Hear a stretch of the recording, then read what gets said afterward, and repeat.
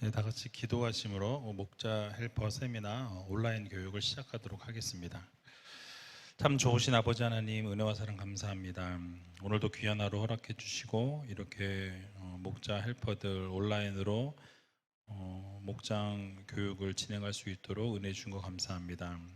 코로나로 인해 힘들고 어려운 상황 가운데 놓여 있지만 이 모든 것을 잘 극복하고 믿음으로 이겨낼 수 있도록 도와주시고, 우리 목자 헬퍼들 건강으로 함께 해주셔서 우리 목원들을 섬길 때 부족함 없도록 하나님께서 채워주시고, 매일매일 기쁨과 즐거움과 감사가 넘쳐나는 삶을 살 수 있도록 주님께서 함께하여 주시옵소서. 또 말씀을 듣고 말씀을 나눌 때 말씀의 그 나눔을 통해 풍성해지는 삶이 될 수 있도록 도와주시고, 매일매일 하나님의 나라와 영광을 위해 살아가는 믿음의 성도님들이 다 되게 하여 주시옵소서.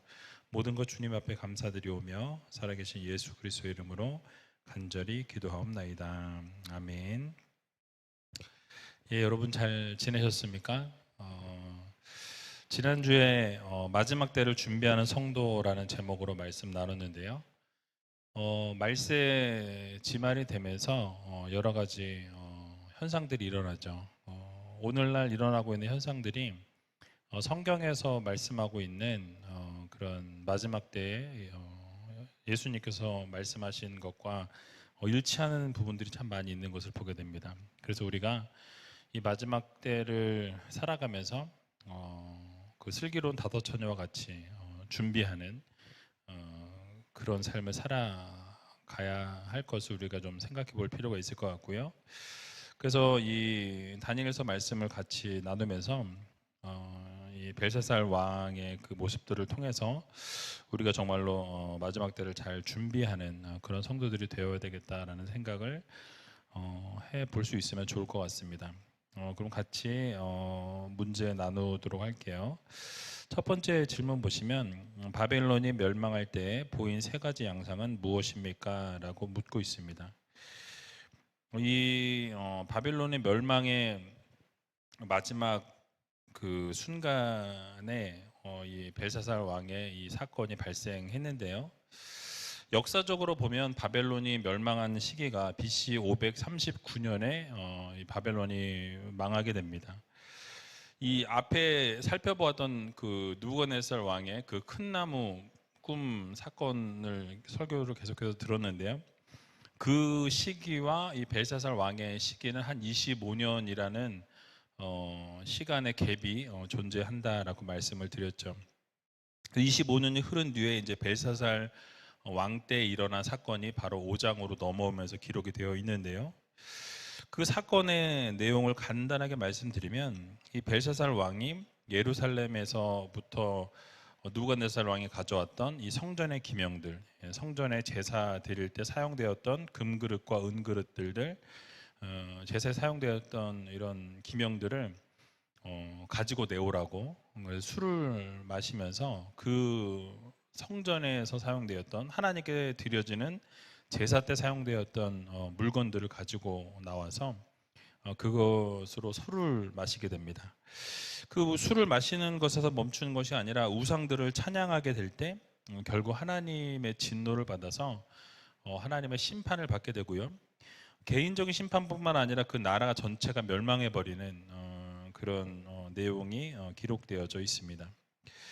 그래서 지난번에 살펴본 건 3절밖에 안 되는 짧은 본문이었지만 이 짧은 본문을 통해서 하나님께서 우리들에게 허락해 주시는 교훈의 말씀을 한번 생각해 보겠습니다. 5장 전체적인 내용을 간략하게 말씀을 먼저 드리면 이 벨사살이 조금 전 말씀드린 것처럼 성전에서 예루살렘 성전에 가져온 기명들을 가지고 술을 마시게 되죠. 그럴 때 이 벽에서 손가락들이 나와서 글을 막 쓰게 됩니다. 알 수 없는 글들을 쓰게 되었고요. 그 손가락으로 쓰여진 글을 보게 되면서 이 왕이 얼굴빛이 변하게 되고 번민하였다라고 성경은 말씀합니다. 그리고 그 문자를 해석할 사람을 찾았지만 아무도 그 글자를 읽지도 못했고 해석할 수도 없는 상황이었어요. 결국 마침내 다니엘이 또 벨사살 왕 앞에 서게 되었고요. 그리고 벨사살에게 다니엘이 해석을 해주게 됩니다. 그리고 그 해석했던 내용 그대로 벨사살은 죽임을 당하게 되었고 결국 바벨론은 망하게 되었다라는 사실이에요. 그래서 이 바벨론이 멸망할 때 그 양상 세 가지를 말씀을 드렸는데요. 그것을 통해서 그때 그 흘렀던 그 흐름들의 모습과 오늘을 살아가고 있는 우리들의 그 어떤 흐름의 어떤 모습들의 그 양상이 비슷하게 흘러간다라는 것이죠. 멸망의 시그널들이 다가오고 있다라는 말씀인데요. 첫 번째 보게 되면 바벨론은 멸망하기 전에 깊은 쾌락에 빠져 있었다라고 말씀드릴 수 있겠습니다. 그래서 어떤 상태였냐면 쾌락을 추구하는 그런 상황이었다라는 것이죠. 벨사살 왕이 귀족들을 1,000명이나 불러서 같이 술자리를 마련하게 되고요. 잔치를 베풀게 됩니다. 그 쾌락을 사랑하는 사람이었다라는 거죠. 어떤 잔치였는지 성격은 알 수 없지만 1,000명이나 되는 귀족들을 불러서 함께 술을 마셨다고 한다면 아마 그 뭐 비용이나 그것에 들어갔던 어떤 재료들이 어마어마했을 것이라고 추측해 볼 수 있는 것이죠. 또 그 잔치에 참여했던 그 귀족들 역시 향락에 빠져 있고 그렇게 쾌락에 젖어 있었다라는 것을 우리가 알 수 있습니다. 역사적인 기록을 보게 되면 이 바벨론 왕들 중에서 이런 연회를 했던 사람은 없었다라고 합니다. 그러니까 바벨론이 망할 때 왕이었던 이 벨사살 왕 때에 이런 연회를 베풀었다라는 것이죠. 우리나라 역사도 보게 되면 이 백제 의자왕 때를 보게 되니까 삼천 궁녀와 함께 마지막 쾌락에 빠져 있다가 멸망하는 것을 우리가 기록을 통해 보게 되죠. 그러니까 국가가 멸망할 때 보여지는 첫 번째 특징은 쾌락에 빠져 있다라는 것을 우리가 알 수 있는 것이죠. 두 번째 보게 되면 바벨론이 멸망하기 직전에 하나님을 적극적으로 아주 대적하는 것을 보게 됩니다. 그래서 2절과 3절의 말씀의 내용들을 쭉 보면 술을 마실 때 이 성전의 기명들, 하나님께 제사를 드릴 때 사용되었던 그 물건들을 가지고 자신들이 술을 먹는데 사용했다라는 사실이 어떤 왕도 이러한 행위를 하지 않았던 일이었는데 이 벨사살 왕은 하나님을 적극적으로 아주 모독했던 모습이라고 우리가 볼 수 있습니다. 술을 마시고 난 이후에도 그냥 그것에서 멈춘 것이 아니라 우상들을 같이 찬양하고 우상들을 높이고 경배하는 그런 모습들을 보여주게 되죠. 이거 역시 하나님을 모독하고 하나님을 대적하는 행위였다라는 사실이에요. 이런 사실을 보여주는 것은 이 세상 마지막 때에 바벨론 왕이 상징하는 이런 적 그리스도가 일어나게 되고 많은 사람들을 미혹하게 되고 더불어서 어떻게 됩니까? 하나님을 모독하고 또 하나님을 대적하게 될 것이다 라는 것을 우리들에게 교훈해주고 보여주고 있는 것입니다. 마지막 때가 되어질수록 이 그러니까 그 멸망의 때가 다가올수록 하나님을 대적하는 세대, 적 그리스도가 많이 일어나게 된다. 인간 예수, 자신이 예수라고 하는 사람들이 거짓 선지자들이 많이 일어나게 된다라고 성경은 말씀하죠. 이것이 바로 말세의 특징입니다. 세 번째 양상을 보게 되면 바로 안일함에 빠져 있었던 것을 보게 됩니다. 바로 이 바벨론이 안일함에 빠져 있었다라는 것인데요.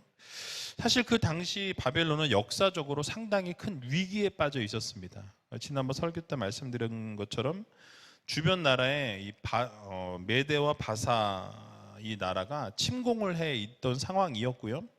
포위되어 있던 상황이었어요. 그 포위되었던 것도 잠깐이 아니라 2년이라는 시간 동안 지금 포위를 당하고 있었던 상황에 있었습니다. 2년이라는 시간 동안 포위를 당하고 있으면서도 지금 뭘 하고 있어요? 술잔치를 벌이고 있다라는 사실이죠. 이렇게 할 수 있었던 것은 향락에 빠져 있었을 뿐만 아니라 안일함에 빠져 있었다라는 것을 우리가 보게 됩니다. 그러니까 여러분, 왜 벨사살이 이런 상황 가운데서도 이런 일을 벌릴 수 있었을까요? 바로 벨사살은 바벨론 이 성이 난공불락의 성이다. 절대로 무너지지 않고 절대로 쓰러지지 않는다. 함락되지 않을 것이라는 안일함에 빠져 있었다라는 사실이에요. 근데 그도 그럴 것이 지난번에 한번 말씀드렸지만 성의 그 벽의 그 위에 그 성벽의 그 두께가 마차가 말 4마리가 끄는 마차가 양쪽으로 다 이렇게 다닐 수 있을 만큼 상당히 그 넓었다라는 사실이에요. 그래서 내벽과 외벽이 7m와 4m 그 합 11m 이상이 될 정도로 그 성벽의 두께가 어마어마한 거죠. 여러분 11m나 되는 성벽이라고 생각해 보세요. 그 두께가 어마어마한 것이죠. 절대로 무너지지 않는다라는 거예요. 또 높이는 14m가 되는 성벽의 높이였습니다. 그러니까 성이 또 게다가 포위되었을지라도 이 10년간 먹어도 남음이 있는 식량이 비축되어 있었다라는 거죠. 그러니까 이제 2년밖에 안 됐으니 앞으로 8년을 버틸 수 있다고 생각했겠죠. 그러니까 저들이 지쳐서 나가 떨어질 거다라고 아마 생각하지 않았을까 싶습니다. 그러니까 2년이라는 시간 동안 포위되어 있어도 앞으로 우리는 8년을 더 버티는데 전혀 문제가 없다라고 생각하고 있었다라는 것이죠. 결국 안일함에 빠져 있었던 것입니다. 오늘을 살아가는 우리들의 삶의 모습 가운데에도 이 바벨론이 멸망할 때의 모습과 유사한 그런 흐름을 감지할 수 있다라는 거죠. 그래서 우리의 상황 가운데서도 이런 모습들이 보이게 되죠. 향락을 따르게 되고 또 이런 모습으로 마지막 때임에도 불구하고 안일함에 빠져 있는 그런 모습들을 우리가 볼 수 있다라는 것입니다. 그래서 마지막 때에 분명히 하나님의 심판을 경고하시고 그 나타날 징조에 대해서도 마태복음 24장에 말씀하고 있는데요. 24장 5절에서 8절 말씀에 보면 쭉 나와 있습니다. 많은 사람이 내 이름으로 와서 이르되 나는 그리스도라 하여 많은 사람을 미혹해 하리라. 난리와 난리 소문을 듣겠으나 너희는 삼가 두려워 말라. 이런 일이 있어야 하되 끝은 아직 아니니라. 민족이 민족을 나라가 나라를 대적하여 일어나겠고 처처의 기근과 지진이 있으리니 이 모든 것이 재난의 시작이니라 라고 말씀하고 있습니다. 그리고 나서 여러 가지 더 언급이 되어 있는데 뭐 사랑이 없는 세대 그리고 이제 거짓 선지자가 일어나게 된다고 이런 이야기들과 여러 가지 것들이 징조가 나와 있어요. 나중에 시간 되시면 읽어보시고 근데 끝까지 결국 견디는 자는 구원을 얻는다라고 말씀하고 있습니다. 그러니까 성도들은요 이 시대를 정확하게 분별하고 준비할 수 있는 성도가 되어야 합니다. 세상의 종말이 다가와 오고 있고 그렇기 때문에 우리는 쾌락을 따라가는 우리가 아니라 또 하나님을 대적하거나 하나님을 거역하는 세대가 아니라 또 안일함 가운데 머물러 있는 우리가 아니라 이 종말의 때를 잘 준비하고 우리가 그 종말의 때가 다가왔음을 감지하고 준비할 수 있는 그런 성도들이 다 되시길 주님의 이름으로 간절히 축원합니다. 두 번째 질문 보시면요. 예상치 못한 바벨론의 멸망을 보면서 우리는 어떤 교훈을 얻을 수 있습니까? 라고 묻고 있습니다. 여러분 정말 예상치 못했던 그런 멸망이었죠. 1절 말씀을 보니까요. 벨사살 왕이 그 귀인 1,000명을 위하여 큰 잔치를 배설하고 그 1,000명 앞에서 술을 마시니라 라고 말씀합니다. 1,000명 앞에서 이 잔치를 배설하고 그 앞에서 술을 마셨다라는 거죠. 그런데 그 잔치가 그 벨사살 왕의 생애의 마지막 잔치가 되었다. 마지막 만찬이었다라는 거죠. 그러니까 바벨론 제국도 마지막 날이 되었습니다. 왜냐하면 그날 밤에 메대와 바사군이 이 바벨론 성을 함락시켰고 벨사살 왕을 죽였다라는 거예요. 그러니까 바벨론 제국이 결국 멸망되었다라는 사실이에요. 그러니까 그들의 멸망이 언제 찾아왔느냐에 우리는 좀 주목해 볼 필요가 있습니다. 언제였습니까? 바로 잔치를 베푼 그날이었다라는 거죠. 아마 그 자리에 있었던 귀족들이나 벨사살 왕 역시 종말이 될 거라고는 생각지 못했을 거예요. 그 누구도 그날이 멸망하는 날이라고 예상치 못했을 것입니다. 만약에 그날이 바벨론의 마지막 날이었고 멸망하는 날이었다라는 것을 알았다라고 한다면 벨사살 왕도 그렇고 귀족들도 그렇게 잔치하고 거기서 막 신나게 향락을 즐기고 있지 않았을 거라는 말씀이죠.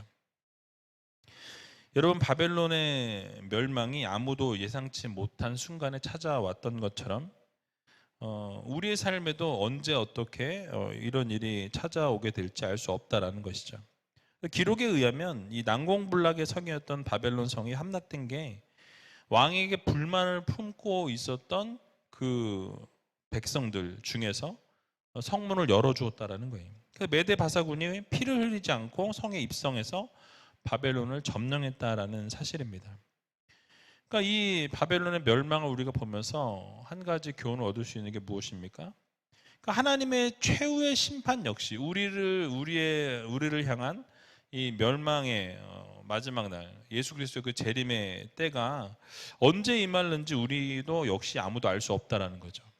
오직 아버지만 아신다고 우리 주님께서도 말씀하셨죠. 여러분, 노아의 홍수나 소돔과 고모라의 사건을 보게 되면 어떻습니까? 아무도 예상하지 못한 시기에 멸망이 찾아오게 되었던 것을 보게 됩니다. 그러니까 하나님의 심판이 갑자기 임했던 것처럼 우리의 멸망도 개인적인 멸망이나 뭐 전체적인 어떤 종말이나 이것이 아무도 알지 못하는 그 순간에 우리에게 임할 수 있다라는 것을 우리는 반드시 기억해야 한다라는 것이죠. 그래서 하나님의 심판이 갑자기 임하게 될 것을 우리가 생각하면서 생각지 못한 시기에 도적같이 임한다라는 것을 기억하면서 우리는 어떻게 합니까? 준비해야 돼요. 항상 영적으로 무장하고 각성하고 죄를 멀리하면서 선을 행하고 하나님이 기뻐하시는 삶을 살아가면서 하나님을 맞이할 준비를 해야 한다라는 것이죠. 그래서 깨어서 기도하면서 심판의 날을 여러분 준비하면서 대비할 수 있는 귀한 우이제일교회 모든 성도님들, 특별히 목자 헬퍼들이 되시길 주님의 이름으로 간절히 축원합니다. 세 번째 질문 보시면요, 느부갓네살 왕이 예루살렘을 침공한 후 성전 기명들을 약탈해 간 이유는 무엇입니까? 라고 묻고 있습니다. 2절과 3절을 보게 되면요, 벨사살이 술을 마실 때 명하여 그 부친 느부갓네살이 예루살렘 전에서 취하여 온 금, 은, 기명을 가져오게 하였으니 이는 왕과 귀인들과 왕후들과 빈궁들이 다 그것으로 마시려 함이었더라. 이에 예루살렘 하나님의 전 성소 중에서 취하여 온 금 기명을 가져오매 왕이 그 귀인들과 왕후들과 빈궁들로 더불어 그것으로 마시고라고 말씀합니다. 그들이 술을 마셨는데 뭘로 마셨다 그러죠? 바로 예루살렘에서 탈취해 왔던 금, 은, 기명들, 하나님께 제사 드릴 때 사용되었던 그 물건들을 가지고 술을 마셨다라고 이야기하죠. 그러니까 이 성전의 기명들을 잘못된 용도로 사용했다라는 것이죠. 그래서 결국 그 성전의 기명을 더럽혔다라는 사실이에요. 여러분, 사실은 이 성전의 기명들이 이 바벨론 제국으로 옮겨지게 된 이유는 이 느부갓네살 왕이 예루살렘을 침공해서 약탈해 간 거였어요. 그 당시 바벨론이 그렇게 해서 가져가게 됐는데 그 고대 근동의 역사와 그들의 어떤 사상, 시대적 흐름을 우리가 생각해 보면요, 전쟁을 하러 나가게 되면 그 전쟁이 사람들이 대리전이라고 생각했어요. 그러니까 신들이 전쟁을 하는데 이 나라가 섬기는 신과 이쪽 나라가 섬기는 신이 같이 대립을 해서 싸워서 힘이 더 강한 신이 이긴다라고 생각을 했어요. 그래서 그것을 인간이 대리해서 싸우는 거라고 생각했던 그런 사상을 가지고 있었습니다. 그래서 한 나라가 전쟁에서 승리하면은 다른 나라보다 이쪽이 섬기는 그 신이 더 강한 신이다라고 생각을 했던 거죠. 느부갓네살이 이 예루살렘을 침공해서 이스라엘에서부터 전쟁에 승리하고 그래서 자신들이 믿었던 신이 더 벨이라는 신을 믿었는데 더 강하다라고 생각했던 거죠. 그래서 그리고 나서 예루살렘 성전에 있던 기명들을 탈취해 가지고 와서 자신의 섬겼던 그 벨에게, 우상에게 그 신전에서 가지고 있었던 기명들을 바치면서 찬양하는 의미로 그렇게 가져왔다라는 거죠. 그래서 여러분, 한 나라가 전쟁에서 승리할 때 이 승리한 나라의 신이 상대국 나라의 신에게 승리한 것으로 여기면서 그 신전에 있던 전리품으로 그 기명들, 사용되었던 그런 물건들을 가지고 와서 승리에 대한 감사로 자신의 신에게 바치는 거였어요. 그래서 이 바벨론의 신전인 이 벨의 그 우상이 있던 그 신전에 이 예루살렘으로부터 탈취해 왔던 그 기명들이 놓여 있었다라는 거죠. 근데 그것을 복원하고 있었는데 어떻게 했어요? 가져다가 술을 마셨다라는 거죠. 근데 이게 상당히 오만하고 멸시하는 그런 태도였다라는 거죠. 왜냐하면 그 당시에 그들은 다신교적인 사상을 가지고 있었습니다. 그러니까 자신들이 섬기던 신이 있고 이쪽 상대방의 나라가 섬기는 신이 있는데 자신들의 신이 더 강해서 이겼을 뿐이지 다른 나라의 신도 인정해줬다라는 거죠. 그래서 다른 나라의 신을 인정해 줬음에도 불구하고 모독하거나 어떤 멸시하는 일이 없었는데 이 벨사살은 어떻게 했습니까? 그 신전에서 사용되어지던 제사 때 사용되었던 그 기명들을 의도적으로 가지고 와서 거기에 술을 부어서 마셨다라는 것입니다. 결국 하나님을 모독한 거나 마찬가지다라는 거죠. 성전의 기명을 더럽혔기 때문에. 그래서 하나님께서 어떻게 하십니까? 결국 벨사살에게 진노하여서 그 나라를 심판하셨다라는 것이죠. 그래서 네 번째 질문을 보시면 성전 기명을 더럽힘으로 하나님을 모독한 벨사살 왕을 보며 어떤 교훈을 얻을 수 있습니까? 라고 묻고 있습니다. 여기서 얻을 수 있는 교훈은요, 하나님을 위해서 구별되어진 것들은 오직 하나님을 위해서만 사용이 되어져야 한다라는 거예요. 그러니까 하나님을 위해서 준비되어진 것인데 잘못 사용이 되어지면 그것은 하나님께서 기뻐하지 않으신다라는 것이죠. 그래서 여러분, 이 오직 하나님을 위한 구별된 것들은 구별되어져서 사용되어져야 한다라는 것이죠. 근데 그렇지 않으면 심판을 면하지 못하게 된다라고 말씀하고 있습니다. 그래서 여러분, 이 우리가 생각해 보면 성경에 나오는 이 아간이 여리고 전쟁에서부터 하나님께 바쳐졌던 이 것들을 어떻게 합니까? 전리품을 몰래 자기 것으로 좀 얼마를 감추어서 땅에 묻어놓고 취하게 되죠. 근데 어떤 일이 벌어지게 됩니까? 아간뿐만 아니라 그의 가족들과 그의 소유물들을 다 돌로 치고 불살라 버렸다라고 성경은 말씀합니다. 또 신약에도 보면 아나니아와 삽비라 부부 이야기가 나오죠. 그래서 베드로 앞에 그 모든 것을 다 가져왔다고 이야기했지만 성령을 속인 죄로 어떻게 됩니까? 얼마를 감추고 드릴 때 심판을 받게 되는 것을 보게 되죠. 오늘날에도 하나님께서는 거룩한 것을 받기 원하시고 거룩한 것을 구별하기를 원하신다라는 거예요. 근데 만약에 하나님께서 그렇게 구별되어서 드리지 않으면 하나님께서는 우리를 긍휼히 여기지도 않으시고 우리를 멸하시겠다라는 경고의 메시지를 주고 계신 것을 보게 됩니다. 그래서 에스겔서 5장 11절을 보게 되면요. 그러므로 나 주 여호와가 말하노라 내가 나의 삶을 두고 맹세하노니 내가 모든 미운 물건과 모든 가증한 일로 내 성소를 더럽혔은즉 나도 너를 아껴 보지 아니하며 긍휼을 베풀지 아니하고 미약하게 하리니라고 말씀합니다. 또 고린도전서 3장 17절을 보면 누구든지 하나님의 성전을 더럽히면 하나님이 그 사람을 멸하시리라. 하나님의 성전은 거룩하니 너희도 그러하니라라고 말씀하고 있습니다. 그러므로 우리 모두가 예수 그리스도의 몸인 성전을 거룩하게 여기고 또 성령께서 내주하시고 역사하시는 우리 몸 역시도 성령께서 우리와 함께 하시고 내주하시기 때문에 거룩하게 구별하여 지켜야 한다라는 거예요.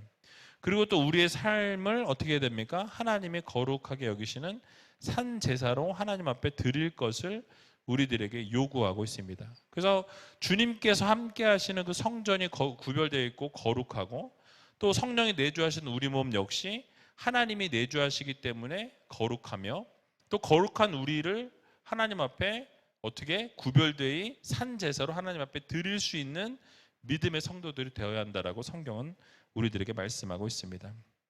자, 그러므로 우리 모두는 예수 그리스도의 몸인 성전을 거룩하게 여기고 성령께서 내주하시는 우리의 몸을 잘 지켜야 된다라는 사실이에요. 뿐만 아니라 하나님 앞에 물질을 드릴 때도 거룩하게 우리가 물질을 드려야 됩니다. 구별된 11조 정확하게 하나님 앞에 드려야 하고요. 또 하나님 앞에 서원하고 드리기로 약속한 것이 있다면 변개하지 아니하고 바꾸지 아니하고 서원한 그대로 하나님 앞에 드리고 지킬 수 있는 그런 믿음의 성도들이 되어야 할 것입니다. 그래서 그렇게 하나님이 정한 것을 정확하게 지키길 원하시고요. 또 우리의 삶 자체도 거룩하게 드리기를 하나님은 원하시고 기뻐하신다라는 거예요. 이렇게 할 때 우리는 하나님의 진노가 아니라 하나님의 보호하심과 하나님의 은혜 안에 거하게 되는 성도들이 되는 것입니다. 그래서 날마다 성도로서 거룩함을 유지하는 하나님의 자녀들이 되어야 하고요. 말세가 되어서 이 거룩함을 유지하기가 점점 어려운 시대를 우리가 살아가고 있죠. 그래서 더 거룩함을 유지하기가 힘들고 구별된 삶을 살아가기가 더 어려운 그런 시대를 우리가 살아가고 있지만 여러분, 그러한 시대 가운데서 우리가 마지막 때를 살아가면서 더 하나님 앞에 기도하고 더 구별된 삶을 살기 위해서 몸부림치고 하나님 말씀대로 순종하고 그래서 술 취함으로 살아가는 우리가 아니라 성령 충만함으로 살아갈 수 있는 귀한 우이제일교 모든 성도님들이 다 되시길, 또 우리 목자 헬퍼들이 다 되시길 주님의 이름으로 간절히 축원드립니다. 기도하도록 하겠습니다. 참 좋으신 아버지 하나님, 은혜와 사랑 감사합니다. 오늘도 귀한 하루 허락해 주시고 하나님께서 사랑하시는 하나님의 귀한 자녀들이 힘들고 어려운 순간 가운데 놓여 있지만 믿음으로 그 모든 것을 잘 극복할 수 있도록 도와주시고 이 마지막 때에 구별된 삶을 살게 해주시고 하나님 기뻐하시는 삶을 살아 올려드리는 믿음의 성도들이 다 되게 하여 주시옵소서.